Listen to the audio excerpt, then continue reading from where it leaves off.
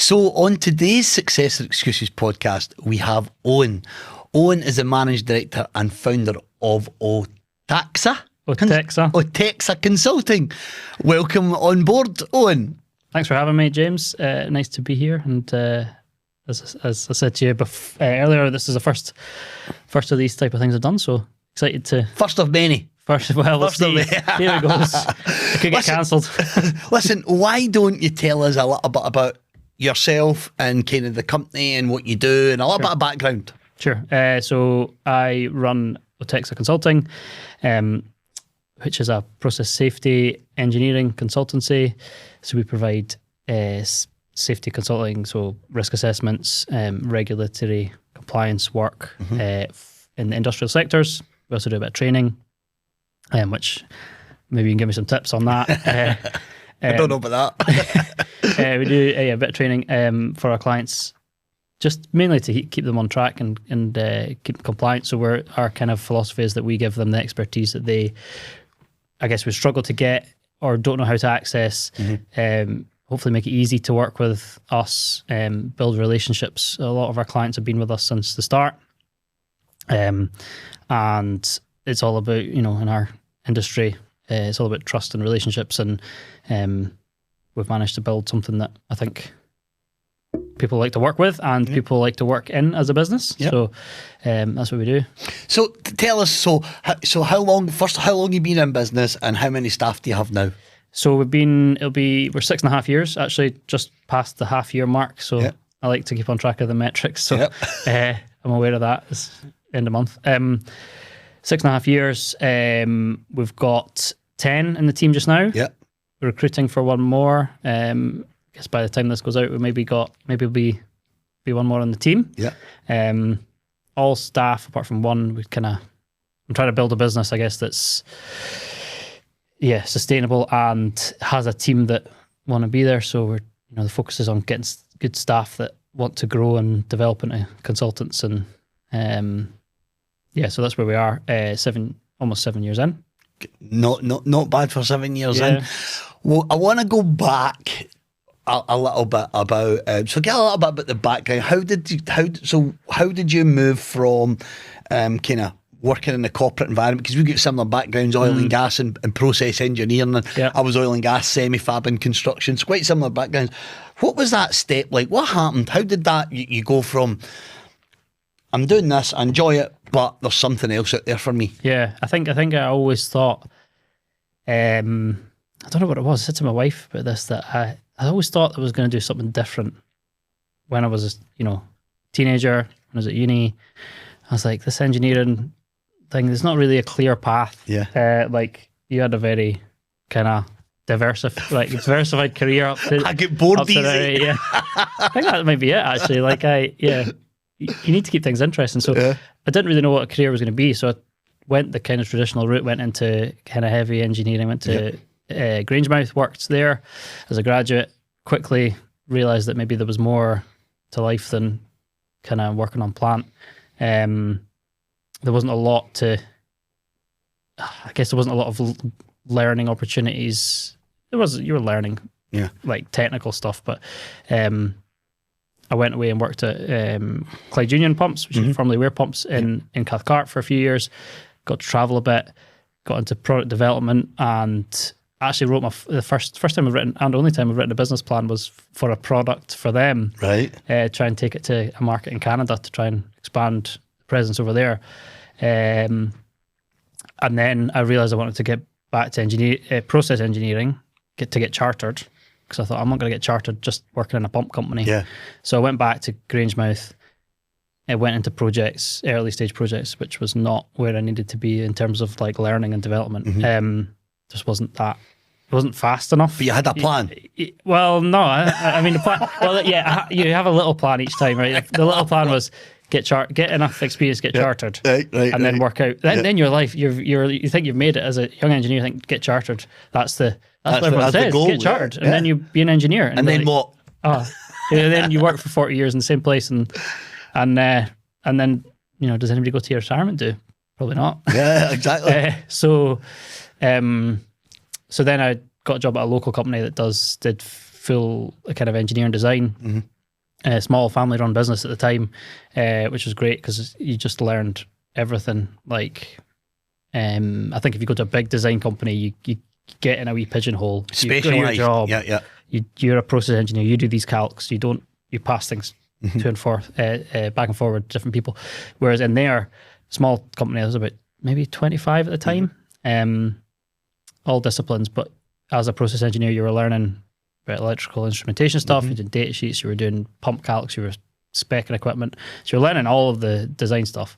I mean, I love the way you talk because I get the whole terminology. Goes to the world I've lived. I get the terminology. You probably would have hated my data sheet. You'd be like, what is this guy just pretending to write electrical stuff? So then, and realised there's a bit of a niche in, like with process engineers, you did a bit of process safety as part of projects that you would do a HAZOP or you do area classification and things. So kind of learning that, and then I realised I quite liked it because I liked the short, sharp.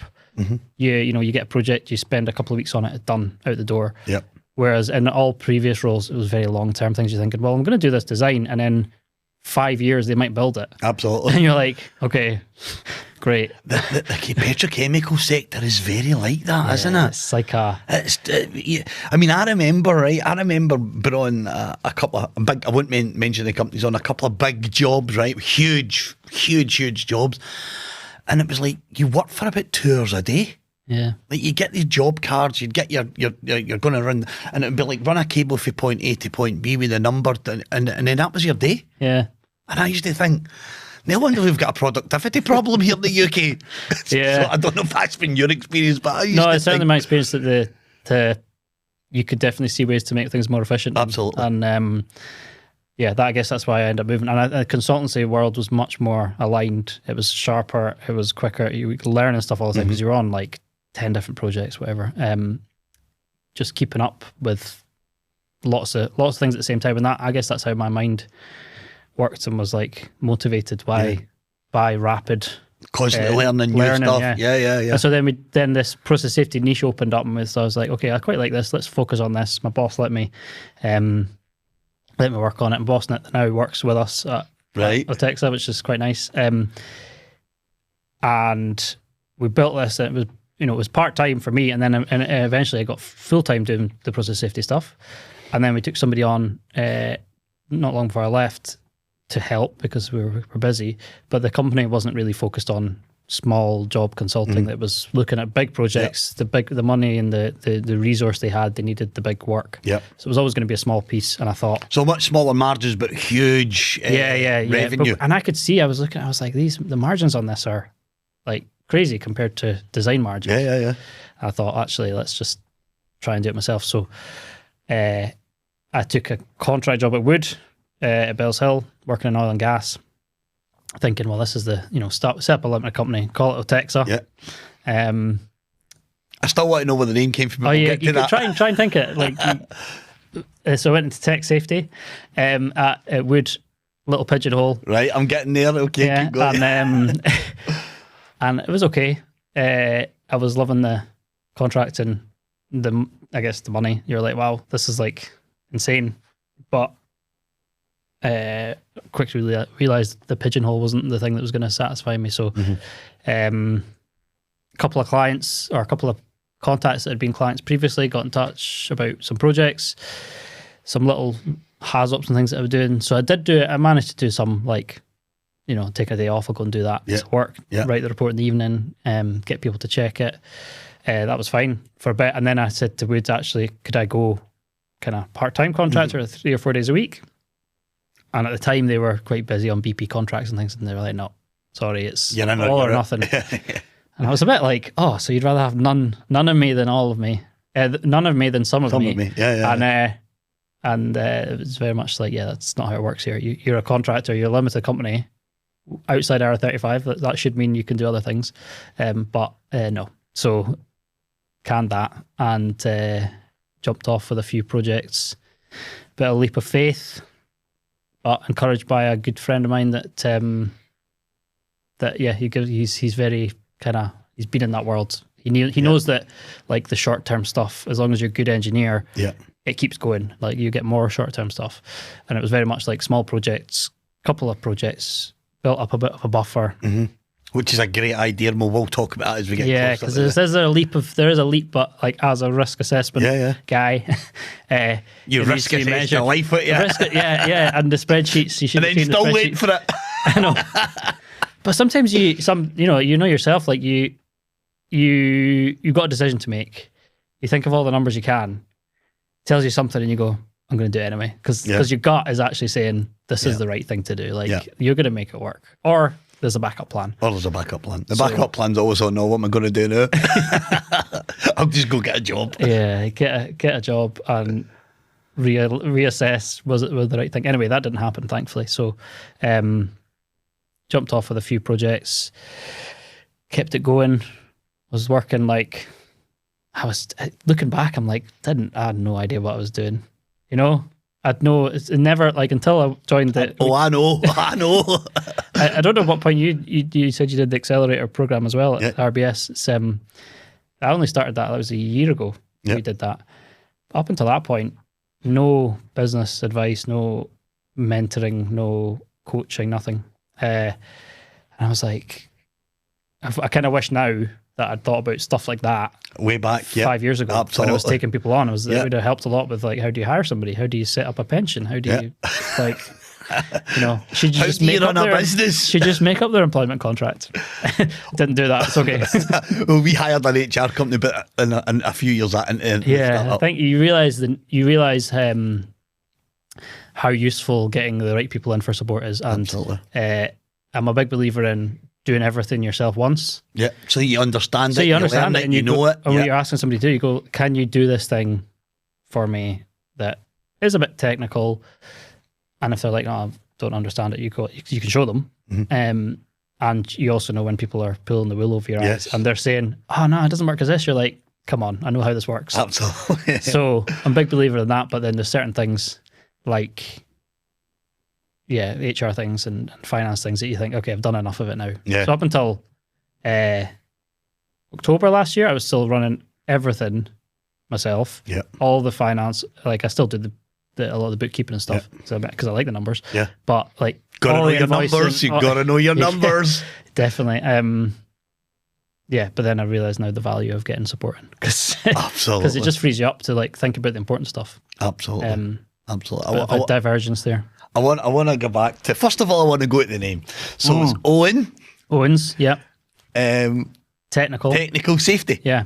Oh, I got it. Okay, but in retrospect, the number of people that call us OTECSA, one of my colleagues, I'm sure she won't mind me saying, when she was applying for a job, she replied with, it'd be great, you know, when I offered her, I think it was like, oh, it's going to be great to join OTECSA.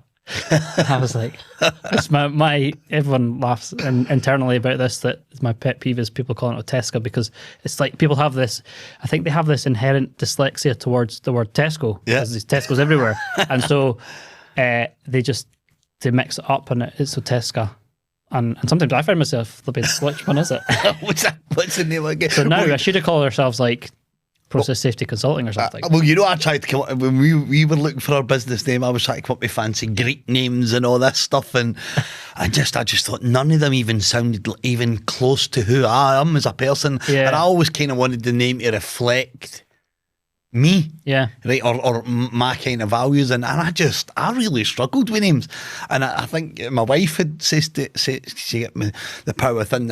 She's like, well, why don't you just bloody call it the power within? Yeah, and the power within was born for it. Isn't it amazing? The wives, my wife was like, you don't need to worry about this so much. Just call it this name. You know, I don't think you realise. You don't realise that, like, it was always technical safety, and now it's like there's 10 of us, and you're like, okay. It's not Owen's technical safety anymore. So we have to think of other creative ways to what does the acronym mean. Yeah. Absolutely. I'm sure we could think of others. And as a name can be really quite important. And as you said there, which is actually a great point, and this is really important to think about a name, because when you think about a name as a startup, I think you've got to be thinking about what happens in 10, 15 years from now. Does that name work? Yeah. I did think like this. I thought like that. I was thinking, business selling the business in 15 years down the line? Like, would somebody want to buy some daft Greek name? It means nothing to nobody. It's all right if you're a marketing company, you can get away with calling your company like, the Monkey Bar and all sorts of things. But that's a good tip for anybody starting something up, is make sure the name works in the future. Absolutely. Because I think I would have maybe changed it. But I think it's about a brand. Like I think one of the things I did have from the start was I was like merchandise. Like, people love merch. Yeah. So I've always been one for, let's get some branded merch. What made you think this is really something you need to go down the road of branding? I think it's really hard as a small business to get your brand out there and your awareness. So I was very aware from like when I realized it could be more than just a one-man band. We needed to be consistent with things. We needed to be visible. So we got these lovely metal coffee cups made in the first couple of years. I think we gave out about 150 of them. We had a white version, and then we did a version 2, a black one, which I think I've got one left in my cupboard. And things like that people are going to keep. Yep. And my thing with merch has always been, it's got to be useful stuff. So we've made like steel rules, branded steel rules. We've made multi-tools, little credit card multi-tools, notebooks, these orange OTECSA notebooks that it's nice when you go into a client's office and like you see people using them. They're so quality stuff that people are going to use. And it just gets the brand awareness up. And then people that haven't ever worked with you, well, it's just a subliminal thing, isn't it? They see it. Absolutely. And they, like you say, they see it on the desk every day. They think, who do I go to for training? Oh, something pops into my head. I've seen James's mouse mat or everywhere. As I said, I was saying mouse mats. I mean, you name it. We've got branded stuff, and as I said, our garage is like full to the brim. We've got coffee mugs, and we are with orange and our teal, and I mean, and we've got pens. I mean, stuff that people will sit on their desk. Yeah. Notepads are a great thing because I'm a big note taker. Yeah, I'm a huge like even though I set my goals a week in advance, I'll sit down every night. I think you'll remember this for the book. I'll sit down every night. So the night before, and I plan. Yeah. Okay, what's the things that I know is going to, what's the things that I really, know the things I want to do or I like to do. What's the things that I need to do tomorrow? Yeah. And see, and this is a really good point to see the things that, that I'm like, oh, I'm not really sure if I like doing that or if I try and put it to the front. I'll say right, and obviously I got up early in the morning, and that's my thing in the morning. The thing that I don't like doing, or the thing I find the hardest, because we're wired to go down the route of the easy stuff. Totally, yeah. I think we all do that. I think that's one of the big changes recently, is trying to reset my expectations of what productivity feels like. Because I was, for so many years, it was all just about like hammering the work in, getting as much done, getting the much work out the door as possible. But when you realise you've got a team of 10 people around you, you need to be making sure everybody's busy, interested, doing the right stuff, doing things that they like to do, and developing. And I've had to change to be like, okay, I'm not going to be doing that work, because if I do, then the rest of the business, everyone's just going to be like, we're a bit rudderless, we don't know where we're going. So focusing on what are the big ticket items the business needs to do. I think you talk about this in your book as well. Like there's the big hairy things that you probably don't like to do, but they're the thing that's going to drive the business forward. Absolutely. And tend to be the things that slip to the bottom of the list because you do the easy stuff. So I think I'm probably guilty. Excuses for that. But we talked off camera before we come into the podcast, and we were talking about getting up early in the morning. Obviously, I'm a really early riser because I do my podcast. I listen to my podcast or my book, whatever. Normally it's an audio book, but I listen to a podcast. I'm in the office. I'm ready to go. I'm buzzing. 6 o'clock. I am absolutely bouncing off the roof, and I'm in. And no caffeine involved. Sometimes. I try not to have caffeine every day. Really? I try not to have caffeine every day. Yeah. But sometimes there's caffeine involved, but it's about sleep, right? If I have a good sleep, because I love it. I mean, I think, and we'll talk about this in a minute. I love what I do, right? I'm so passionate about what we do. Yeah. And I get excited. And the weekend I get bored. Yeah. See if I've not got something, you know, my daughter works for a company, she's 21 years of age, so I don't have the running a bit any longer. Yeah. You know, so I get bored. So I start working on projects at the weekend. So see, Saturdays and Sundays, I'll have projects. I actually physically say, right, this Saturday I'm going, and I'll normally say to my wife, what are you working on at the weekend? She's like, I'm not working this weekend. Because I still love it. Yeah. You know, and that's the getting up in the morning is working on that thing that I know I would put off, because think about it, how often a client calls or a customer calls or your internal employee calls, or there's a problem, there's an issue.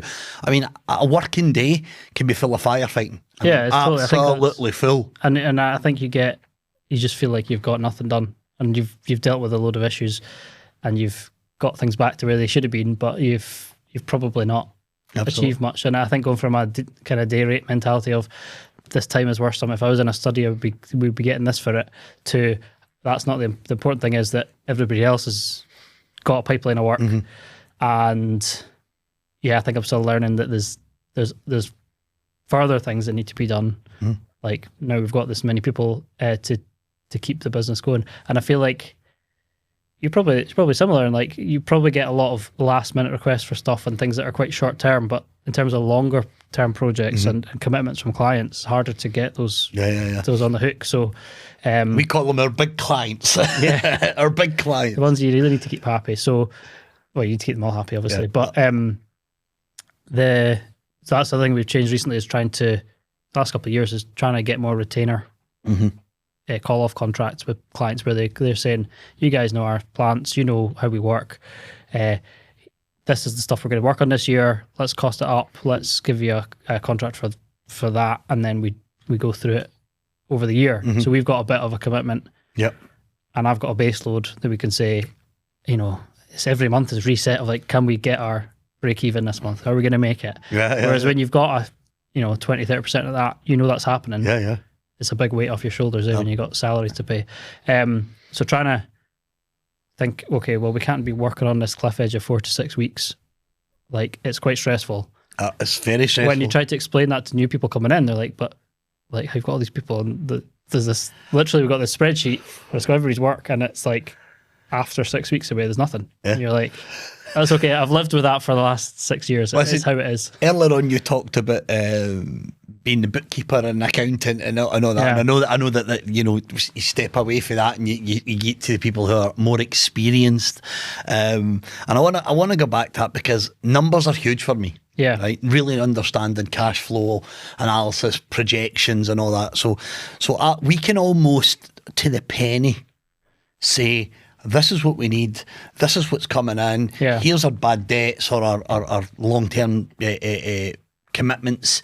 So we can almost like literally say, I need to dial up the sales or I need to dial down the sales. That's how well we know our numbers in our business. And I'm going to go back to the reoccurring revenue.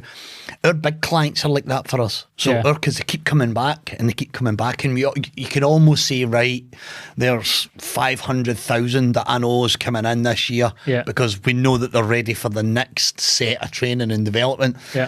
Even though it's not secured until they actually sign up, you've almost kind of planning it. So it's in our cash flow analysis.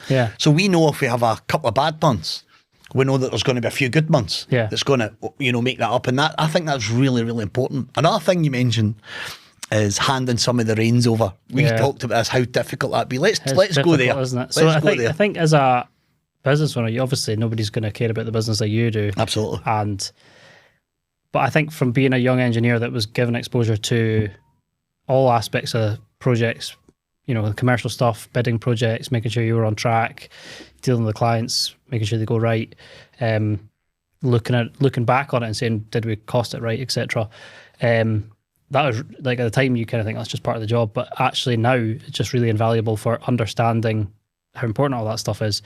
And so I'm trying to give, it's hard because you have to hand over this stuff, but you trying to give, everybody's got their kind of, every 2 months we do like a one-to-one session, talk about what could they be working on to develop themselves. And I'm looking for where's the business leaders of the future in this organization? Like who's, everyone's got the technical skills, but who's got the interest? It's really the interest, the motivation. Absolutely, because you can teach the rest. It's the motivation. It is. It's the motivation and mindset, because you can teach the skill set. It's getting somebody that's bought in bought into it, and I think twigs at some point that there's something bigger than just doing the work, and like it's hard, isn't it? Because you know, anybody that's really going to want to go for it is probably going to go and start their own business at some point, right? Yeah. But why not? Why not like absolutely say, well, we've been through that. Like a lot of the people with us have been there for a while, seen the journey. And I was always, you start your own thing, you start from scratch, but there's now a real comfort in the fact that you've got this machine with a bit of momentum, and actually you can, you know, somebody can step up and help grow it to something bigger and be like, actually, you know, Owen's taking it in this direction. We've focused on this type of work, but maybe we could get tech more involved. Maybe we could diversify our products.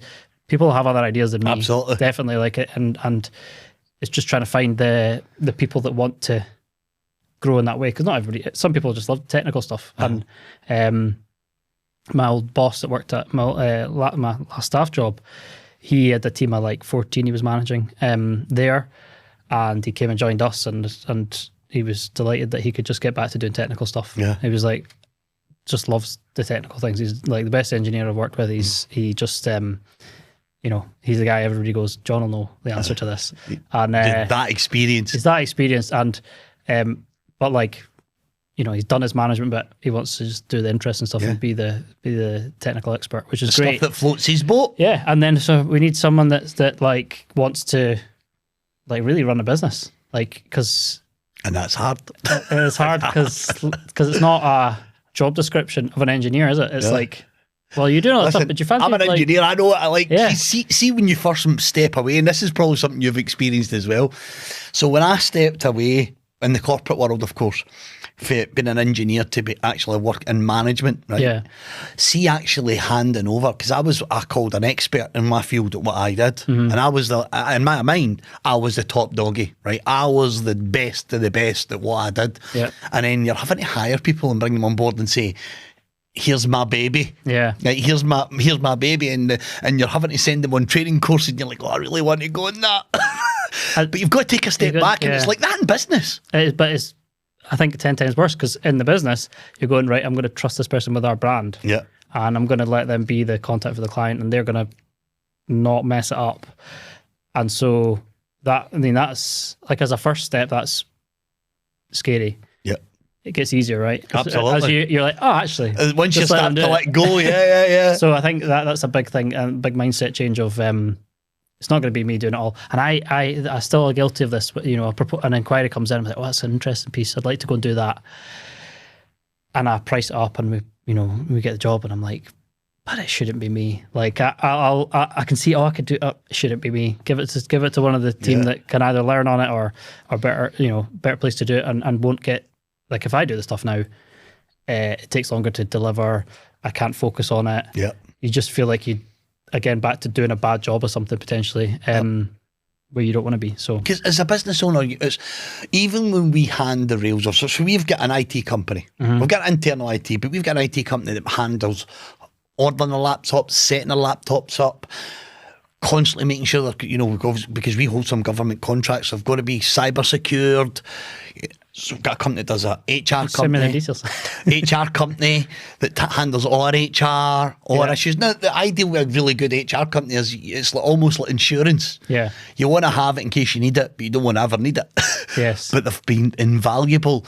So I'm a big believer in that subcontracting and handing the reins to people who do a really good job at that thing. Yeah. And inside the business, that initial handover, roles, responsibilities. So you probably will know, I built everything. So all our training courses, well, I built, me and my business partner, my wife, we built all the training courses. We still build most of them.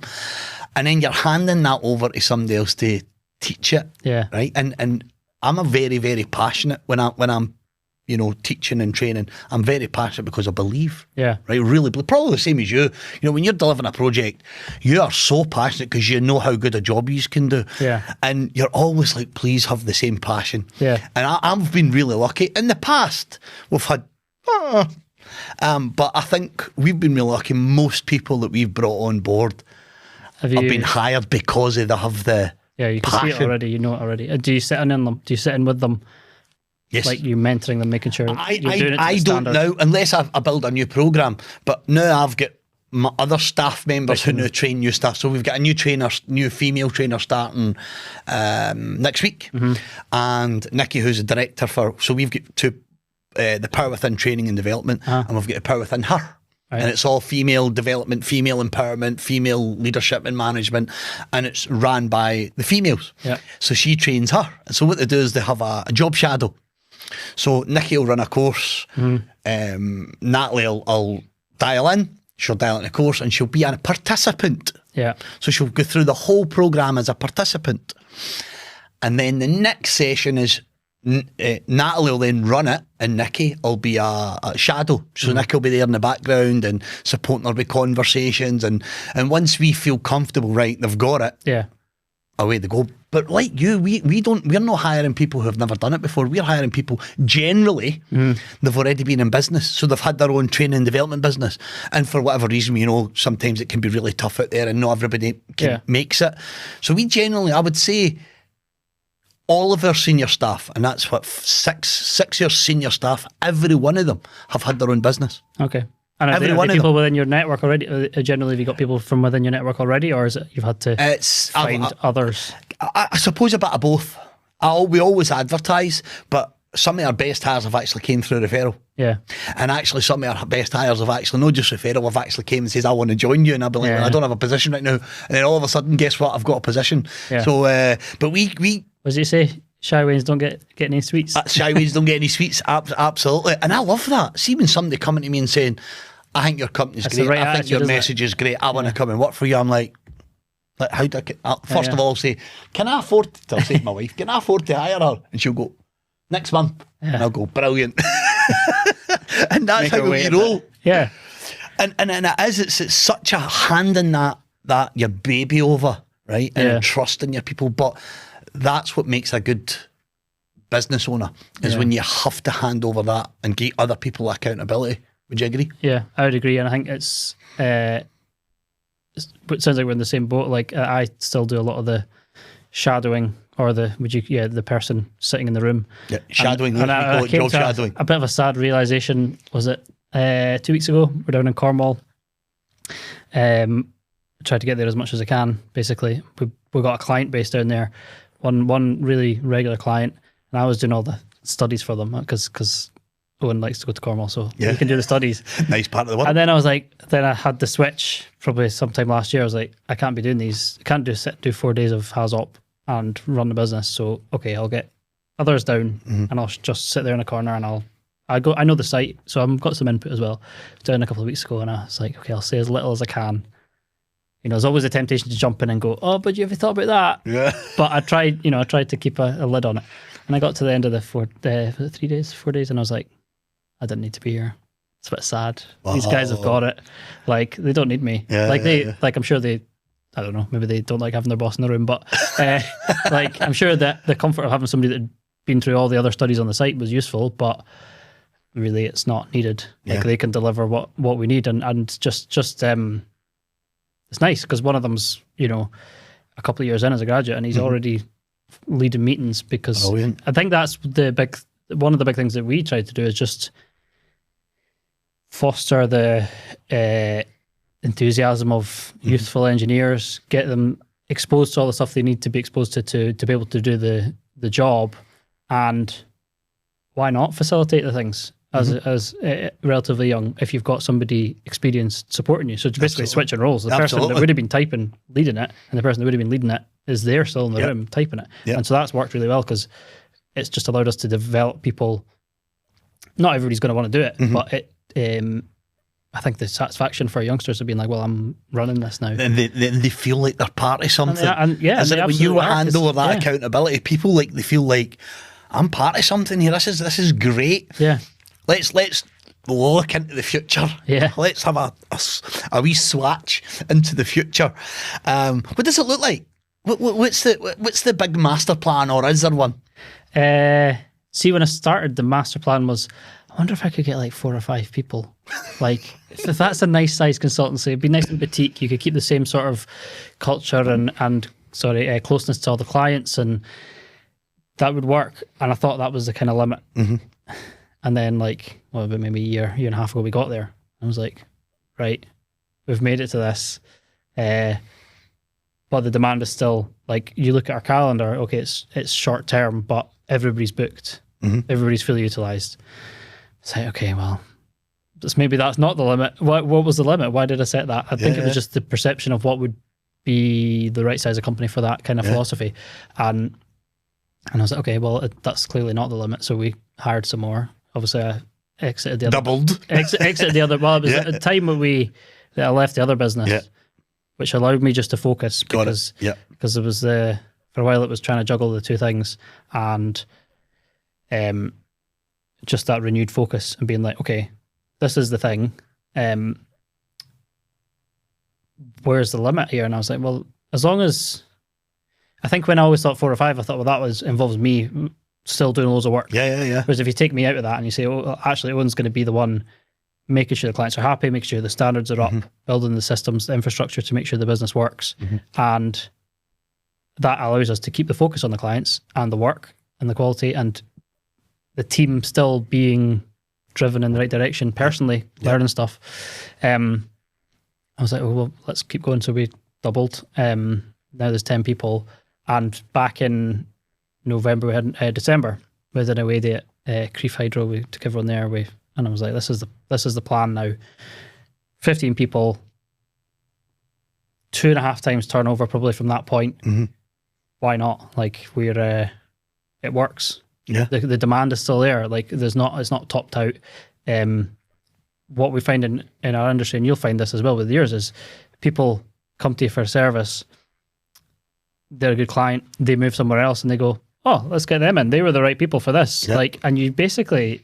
You're taking the pain away from them. It sounds cheesy, but like organic growth. All of our growth to this point has been organic.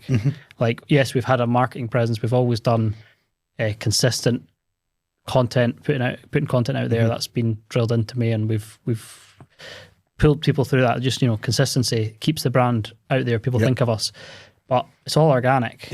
I've not been banging on people's doors. I don't like... Sometimes liking what we do as a tax on business. Nobody likes paying tax. So having somebody come to their door and saying, oh, I'm Owen, and would you like to spend some money on something that's not going to necessarily like make you any more. It's probably going to lead to more stuff that's going to cost you money, but you'll be compliant. So like, imagine that sell. I mean, I'd have to get a proper salesman in to like know how to spin that. So it's all organic, and I'm like, well, actually, with this same philosophy and a renewed focus on some other sectors, because we were very heavy in whiskey industry, like, why can we not get to 15? And maybe 15 will be it. But I think 15 is still a boutique consultancy. But I feel like actually the same model, if you structure it right, you have people that are passionate and live the same values, and everyone enjoys it. I think that's the thing. Everyone likes their variety and the fast pace. So, and then it's bringing in the right people to then manage them, because it is, by the way, it's a huge difference going from 10 to 15, even though it's only 5 people.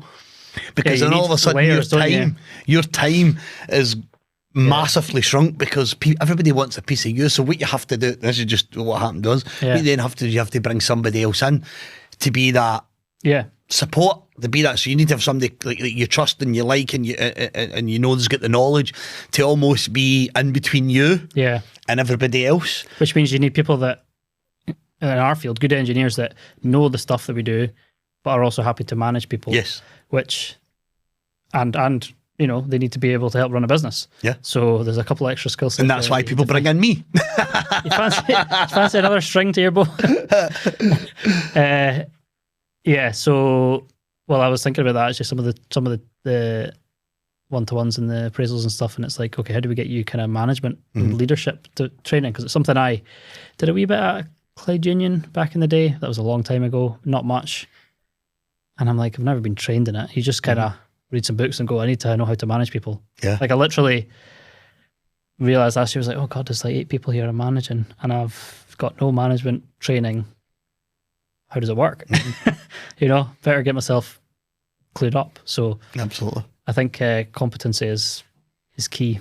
Absolutely. Building the right team. I think it's all about relationships and getting the right people. And some people come and some people will go. Like what I noticed, and I don't know if it might be similar because you're a lot more technical business. You bring in people that are right for the business at that particular time, because we still say we're a family business, and we treat people like family, but we also expect the same back. So I mentioned earlier, like 4-day work week. Yeah, every member of staff's fully flexible. Yeah. They're all home based. They're flexible. They can go to the shops. They can go and do what they want as long as the work's been done. 4-day work week, so on and so forth. And you're like, I wanted to build something where people are proud to feel a part of. Yeah. But you've also got to make sure that you're getting that back. Do you know what I mean? And that's probably the hardest part. Is you know what you're trying to build and you know what you're trying to create. But humans don't always get it. Some really, really do. So my point was, we've had people come in who were right for the business at that particular time, but weren't they the right people to grow the business? Yeah. And that's a hard pill to swallow, because you build a relationship with these people. Yeah. And you promote them into a role, and you've like, oh, I've made a mistake, what have I done? And you're like, well, I can't demote them now, how does this work? And that's hard. That's a toughie. So before we wrap up, I always ask everybody about what's the top 3 questions or pieces of advice would you give somebody who's maybe a young engineer, a similar position to yourself, back in the day, and they're maybe doing a bit of consultancy work, or maybe they're working for an organisation, and they're listening to this podcast and like, you know what, I love what Owen's done. That is my dream. Top 3 pieces of advice. Oof, I wish you'd give me a list of questions. Didn't prepare me for this. I never give that one out. No. This is an on-the-spot one. Right. So I guess a big one would be, and I see this not so much in my team, but you kind of hear about it, is like, don't follow the money when you're early stage career. It's hard though. It is. It's and hard. We've all been there like, oh, yes, look at that. Move to that job and get that thing. Like, the money will come. So I think if you're ambitious and you want to get somewhere, it's more about getting the right experience, the mix of things, upskilling yourself as much as you can, and finding, like, I guess, being honest with yourself about what's the right fit, because I mean, that's probably more than 3 in one. Did you keep going? I'm loving this. Yeah, like what you have as what society expects of people, and what you maybe have expectations of yourself about what's going to be the right thing. Like me, I went into plant process engineering, and I thought, oh, this is, in on the ground, like this is going to be it. And I was like, it doesn't work for me. It takes a while. Like, you need to try a few things to work it out. Yeah. So give yourself time. Like, find somewhere that lets you explore the options. Yeah. And if it's not letting you, like, don't be scared to get out. They're going to jump ship. So they've listened to this podcast and they're going to jump ship now. They're thinking, right, this is for me. What would you say? What would the first thing you would say? Right, okay. Now I know you're risk analysis and all that. What would you first say to them? You say, right, okay. If you've made up your mind and you're going to go it on your own, what's your advice for that part of it? So they've listened to the podcast, they've listened to that, they've got the experience, they've moved about, they've put a plan in place, and they're now ready to jump. Yeah. Have a backup plan. I think that, but if you're a good engineer, you have one. And I think that's probably the advice I do give this to people, especially if they're looking to join us, or they're asking for career advice. Is somebody told me, I can't remember who it was. I wish I remembered now. Good engineers will find work. Yep. So if it doesn't work out for you, you'll learn something. You'll learn what you don't like, and you'll find work. And the fact that you've taken that risk and you've tried to better yourself and do something different, you'll find the place that recognizes that and values it. Because, if somebody comes to you and wants a job and they've stayed in one place and they've got lots of experience, that's fine. Might be what you need. But if somebody comes to you and like me, and you're looking for people that want to run a business one day and help you be the company that you can continue to be, having the, seeing that spark, and like they've risked it, and maybe it's not worked. It's not going to work for everything. Like, absolutely. As we've talked about, I tried something new, it didn't work. It worked for a while, but then I wasn't the right person to take it to the next level. You've got to accept that, and like, you got to self-awareness of what's the right path for you. So basically, what I'm hearing is, don't be afraid to just go try.